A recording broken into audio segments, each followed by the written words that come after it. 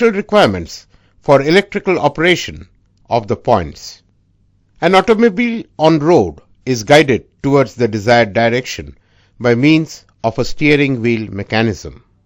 However, this is not feasible in case of rail vehicles, as rails guide their movement.